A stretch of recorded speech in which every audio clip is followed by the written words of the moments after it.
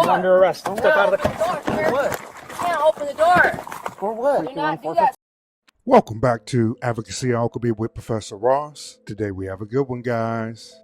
Today we're headed to Patterson, California. This is in a place called Stanislaus County. That's in Central California, where we have a routine red light stop that turned into a viral confrontation. Now, there has been a felony case that's been filed since. People versus Joshua Lavell Rhodes. Now, this all happened on April 1st this year when deputies initiated a stop after Rhodes ran a red light there in town. What began as a simple traffic citation ends in force and some other charges. Let's watch them together. Let's talk about the laws afterwards. Go ahead and like the video, guys, and let's jump in.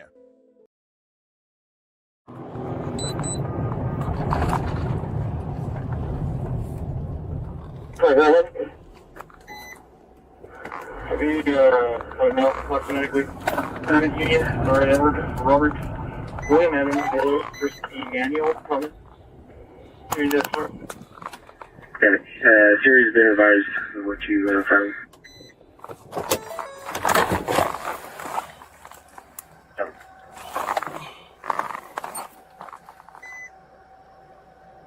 Patterson 3Q on traffic. 3Q on traffic. 6 Zebra, Adam King, 441, C. Charles, and Delta.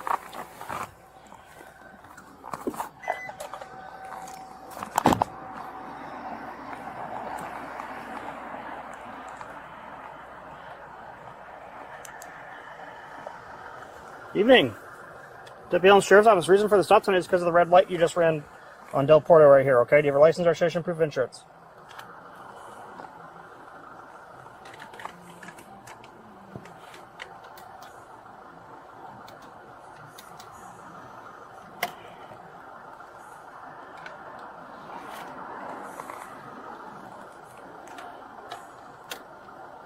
What was the purpose of going through the red light? I live right here. Huh? I can't understand you, dude. I live right here.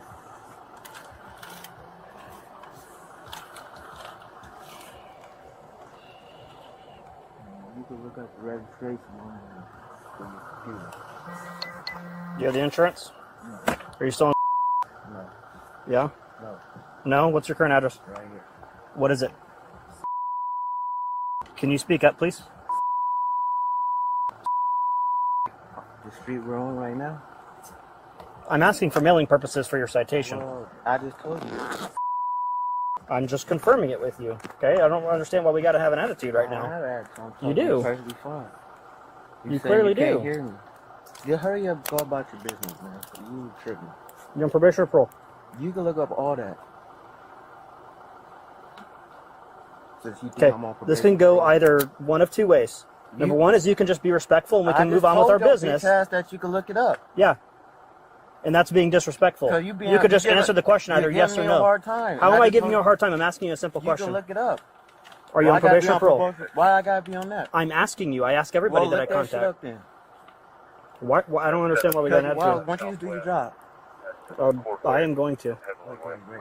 Give me my ticket and go about your business. Okay. Do you have an ID, ma'am? Don't say nothing to him. You ain't gotta say shit to him. You ain't driving? Let me see your ID, please.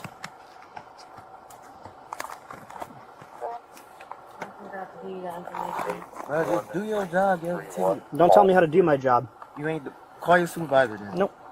What? Let me see your ID, please. You're not wearing your seatbelt in the car. I just got home from work, man. I don't have my ID. Huh? I just got home from work. You don't have it on you? No, I don't have my ID. You are not calling. Are you really calling 911 right now? Yeah, call your supervisor then. Why are you calling Call 911? your supervisor. Get out of the car. And I'm Patterson trying to pull 3Q1. over 7111. and I'm asking for your supervisor and the officer. Hang up the that's phone on now. You hear him right now? He trying Hang to up the get phone or this you're up going to be on- placed under arrest. For what? Do For you hear- misuse of 911. Hang up the phone. I'm asking for your supervisor. Hang up the phone right now. Do you hear your officer? He's trying. This is the dispatch center, sorry. Yeah, but I need help though. I don't feel safe. Okay, and where are you located? I'm on Street. Patterson, 321, just for info, male is uncooperative in the car, and he is calling 911 at the moment right now. Alright, I need help please now. Alright. Okay, I'm gonna step out of the car. I don't have to. I'm telling you to step out of the car. For what? If you don't step out of the car, I'm going to place you under arrest. For what? For disobeying a lawful order. No, you don't. I don't have to put. I don't have If to I'm telling you, I'm giving you a lawful order and command to step out of the vehicle right now. You don't have. All you gotta do is give me my ticket. You don't have to do all this stuff. You're all right. I asked for your super. They're all coming right now. Either you can step out of the car, we'll wait till they get or I'm going to take you out of the car and you're going to be taken to jail. Why? For disobeying my lawful command to exit the vehicle right now. Tripping. No, no. I wait till your supervisor. Okay, you are under arrest. You can't do that, sir. You can't open the door. You're under arrest. Step out of the car. For what? You can't open the door. For what? Do not do that, sir. Step it up. For Step out of the car now. For what? You're under arrest. For what? You're under arrest. Open my door without the permission. Step out of the car. You're under Do arrest. not open the door. Car, you're under arrest. Why did you just leave him? Let go of me. Let go of me. Hit him, you hit me, and you getting in trouble. Step out of the car now. Hit me too. He just attacked me for what? Oh, he just slapped you in the face twice, and I got it all on camera, so good luck, buddy. I got it all on camera. What the fuck you doing? Nah, don't even hit him, bro. No, bro, what the fuck, bro? Don't grab me. You attacking me for what? For what? Let go of You me. doing? Why are you snatching him? Why are you pulling him? Nah, bro. Get out of the car now. You're gonna get tased. Get out of the car now. You're gonna get tased.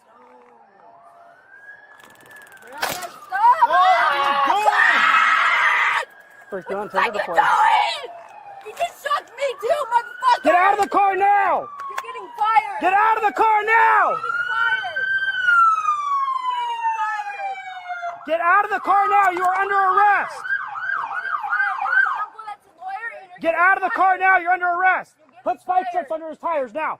Nah, bro, Hurry! You're getting fired! Get out of the car now! You're under arrest!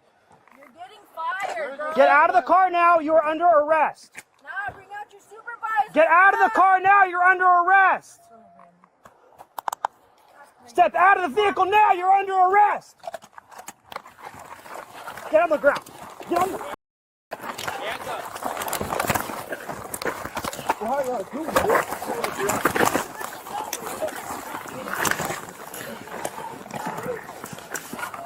On camera! Detain her. I got him. Detain her.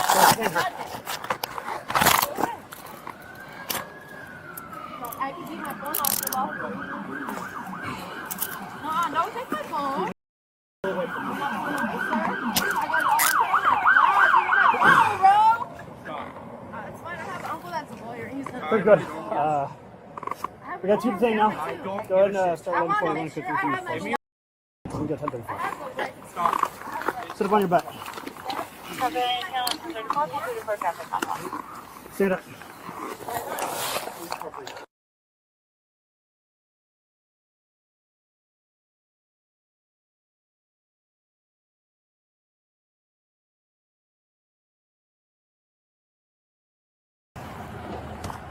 If we was one-on-one, you took off all that right here, and you thought, let's punch each other in the face then.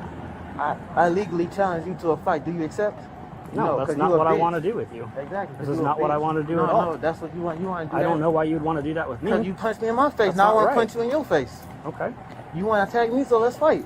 Take your right. I legally challenge you to a fight. Do you accept? No, because you a bitch. Are you asking me that right now? Because you a bitch. Are you asking me that right now? Yeah. Okay. Take off the the handcuffs and be Face the car. legally challenged. Exactly. Like, bro, you act all tough when nobody around, but when shit gets Is anybody around right now? Am I acting tough with you right now? Because it's lights. It's people around. When there's nobody around, you tough and you a whole nother guy. Your whole demeanor changes. Okay. Now, I truly think that much of what happened to Mr. Rhodes could have been completely avoided. Let's look at the three charges he's looking at.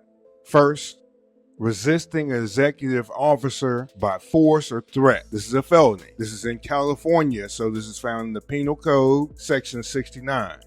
It basically says, anytime you use threats or violence in order to deter an officer from performing their lawful duties. All right, this carries a penalty of up to 3 years in county jail or state prison. Now, it's a perfect time to point out that in California, they've changed their laws a bit. Traditionally, all right, in most states, unless you've had a change of laws, if you are sentenced to a year or less, usually you serve that in county jail or in Louisiana in the parish jail. Anything more than a year, state prison. In California, for crimes that aren't considered violent, but they are considered felonies, you can serve them in a county jail. Now, certain felonies are set out as not going under that new law and need to be served the old-fashioned way, more than a year, state prison. Now, we're talking about violent felonies, certain sex crimes, all that kind of stuff, right to state prison. Okay, but back to Rhodes. All right, here he refused repeated commands and he resisted the deputy when he tried to get him to open the door and get him out of the car. Now, prosecutors are probably going to allege that he crossed from verbal defiance into forcible resistance. Now, the next charge, that's resisting, delaying, or obstructing a peace officer. Now, it's a misdemeanor. This is found under the Penal Code, Section 148, Section A1. This law says anytime you willfully delay or obstruct the officer that's engaged in their lawful duty. Now, this goes both to the man and his girlfriend there sitting on the side. All right, this carries up to 1 year in jail as a penalty. And this goes his refusal to produce an ID, the verbal challenges, the use of the 911 to delay the stop. Once again, this is a misdemeanor. So at most, a person would be looking at county jail time. This is probably something somebody would be given probation and a fine for, okay? The third charge, battery on a peace officer. Now, this is a misdemeanor level, okay? But this is defined under the Penal Code, Section 243, Section B. It says, basically any harmful or offensive touching against an officer that's performing their lawful duties, and with knowledge that that person is a police officer. This carries up to 1 year sentence in county jail, a fine of up to $2,000. This goes to when he made contact with the officer, trying to remove him from the car. Looking at Rhodes' case, his next appearance is going to be on November the 17th, 8:30 in the morning. It's for a law in motion hearing. This is probably where they're going to deal with any sort of suppression material. And they're probably going to get into this body cam footage again to see if everything was above board and legal, from the deputy's orders to exit the vehicle and whether any sort of force used here was reasonable under the circumstances. All right, next, let's look at our evidentiary standards. They're going to be important every time there's going to be a police interaction. Okay, there's 6 levels of evidence we usually work through. We'll go from the lowest to the highest. Let's start with the lowest, mere suspicion. Now, at this level, the police, they can't take any action. All they have is just a hunch that something may be off. This is usually when dispatch calls the police and tells them to go somewhere. They don't have any evidence just yet, might have just received a call. Here, seeing a car near midnight, it doesn't justify a stop, okay? Now, when they observe the car going through a red light, that changes. That goes from mere suspicion to some reasonable suspicion, all right? Going up one level, let's talk about reasonable suspicion. Now, at this level, the police or the government, they have specific facts. They're articulable. They can point them out. And it justifies a brief detention in order for the police to investigate to see if there's actually a crime happening, okay? Perfect example here, ran the red light. Everybody knows when you're in driving school, when you're 13 or 14 years old, or at least that's how we were, if you run a red light, expect to get stopped if the police are right there on the other corner watching. All right, now that here, coupled with a visible seatbelt violation and some ID issues, okay? He did hand over his ID, but then he couldn't find certain things like the insurance, registration papers, stuff like that. All that's going to give the police grounds to inquire further to see if there's some violation. But you need to keep in mind this is supposed to be a brief stop. Moving up a level, probable cause. Now at this level, the police are going to arrest someone, all right? This is also the level where the police can go to a judge and receive a warrant to be able to go search and seize certain property. Probable cause means that the police have enough facts that would lead a reasonable person to believe that a crime has been committed and the suspect is involved with that crime. Here we had, once again, those repeated refusals to comply with the officer's orders. You have some physical resistance there. All that's going to satisfy the probable cause for the arrest under the obstruction and resisting statutes. Moving up one more level, we go to preponderance of the evidence. Now, at this level, we're talking about the government bringing us to court or us bringing someone else to court. This level means that more likely than not, our claim is true. This is the standard used in civil court when people are going to sue each other for money, dealing with contract issues, all those sorts of things. All that's required is that whomever's bringing the case, me, you, the government, they only need to have 51% of the evidence in their favor to win. Traffic tickets, they also are in this realm. Anytime we're talking about the only thing at stake is some money, civil realm. Here, if Rhodes wanted to sue the police department for excessive force, he would have to show this more likely than not that the deputy used unreasonable force. Moving up one more level, we go to clear and convincing evidence. This is also a civil standard, but this is used when you are going to need to have more evidence in your favor to prove your case. This level means that you have a firm belief or firm conviction in the truth of the claim. It requires about 75% of the evidence in your favor to win these types of cases. Anytime you're going to claim that someone defrauded you, you're going to need to have more evidence showing that that's what happened. Anytime you're talking about parents fighting over children, you're going to need to have more evidence to show that one household is better than the other. When you want to put someone into a mental facility, you're going to need to have a bunch of evidence to show clearly this person needs to be housed in that sort of facility. Moving on to our final level, beyond a reasonable doubt. This is the highest level in the American justice system. This is used in every criminal case.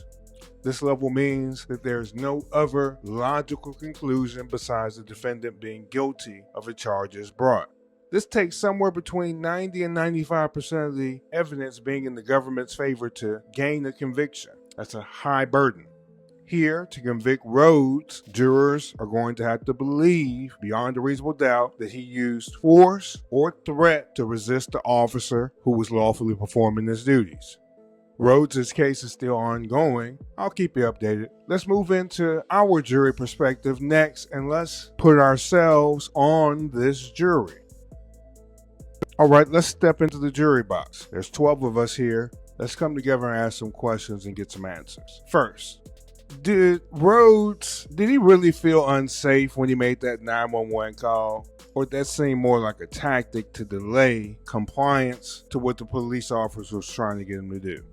Do you think the deputy escalated unnecessarily in this situation? Or was the amount of force proportional after multiple refusals? Let me ask you this. Now, when does verbal resistance become physical resistance? I think there has to be an actual point you can see where somebody actually takes some action, right? Next.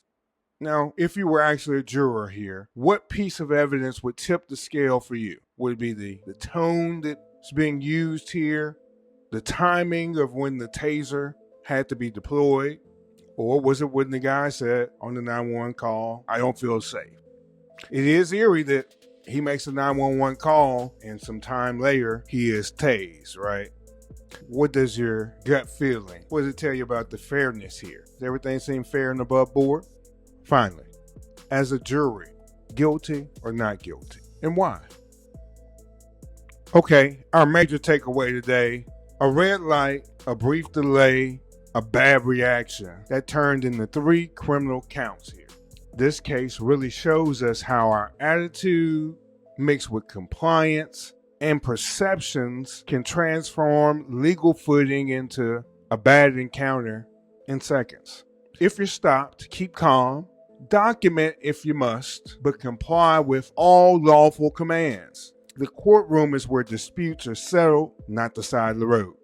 Like, share, subscribe, share the video with someone that you love, someone who might make these same mistakes. Remember, this is Advocacy Alchemy. I am Professor Ross. I'll see you tomorrow. Everyone be safe out there. If you've got ideas or videos you want me to lecture on, send them to the queue. And come back tomorrow at 8:45 a.m. for another lecture.